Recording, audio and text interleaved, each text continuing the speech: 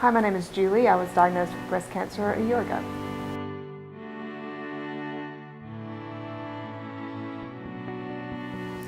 My diagnosis was kind of long and drawn out.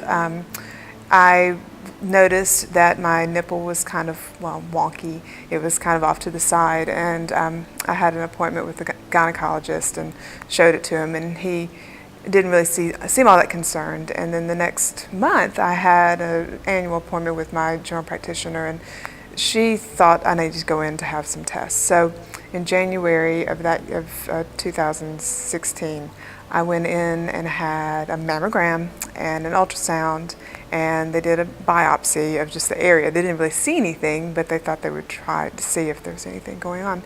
They didn't find anything, but they said we should follow up in 3 months. So 3 months later, I went back and had another mammogram and another ultrasound, and they still couldn't see anything there. So they said, okay, well, we don't know why your nipple looks like that, but it's not cancer. And I said, well, great, that's what I wanted to hear, thank you, and went on my merry way.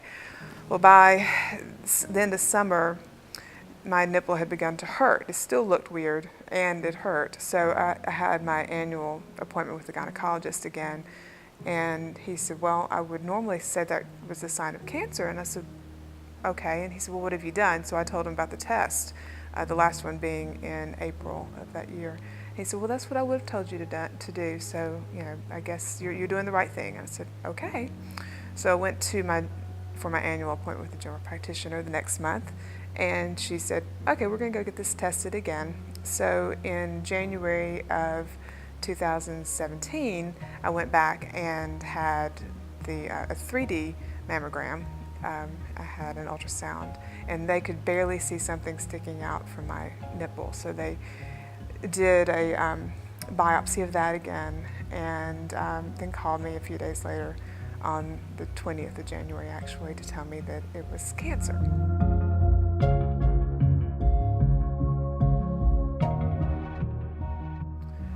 When I was told that I had breast cancer, I have to say I wasn't shocked. I mean, it just seemed like that was what it was, and my mother's a 2-time survivor, so it was something I'd kind of been expecting for a while. The hardest part of it was telling my mother. And then, you do. I work on the internet, and so I got on there and read all these things, and it really can scare you to death.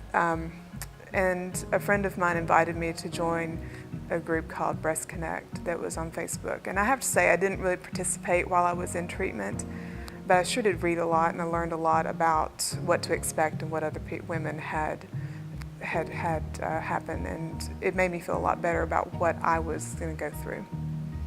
I started actually participating with Breast Connect after I finished my treatment. I read a lot of questions and answers during treatment, and it really helped me understand a couple of things I was going through.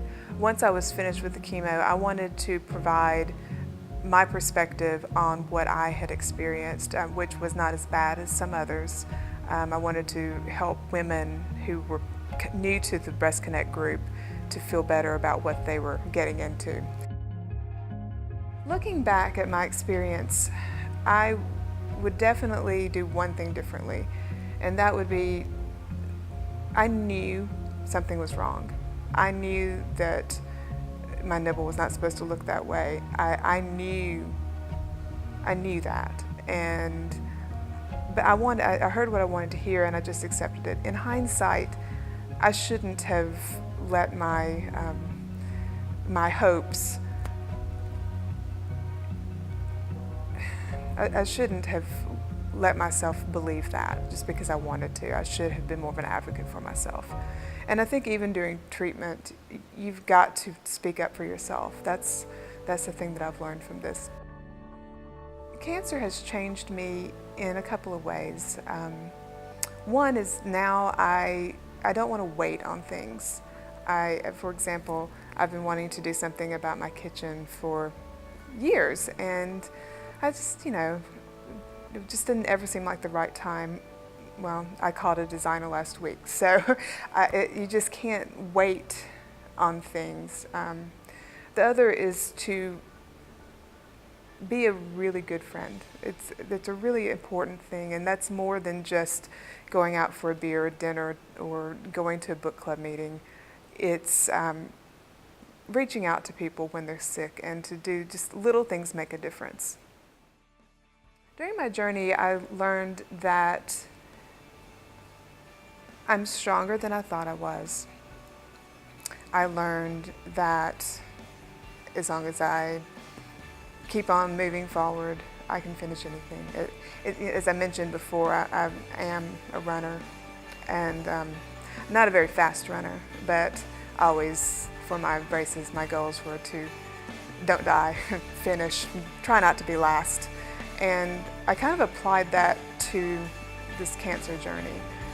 You know, as long as you keep on moving forward, and if you feel like you can't go any farther, there's always there's a finish line. You can see the finish line, and just keep on moving. You're eventually going to cross it, and you might not feel great the whole time, but crossing that finish line is awesome.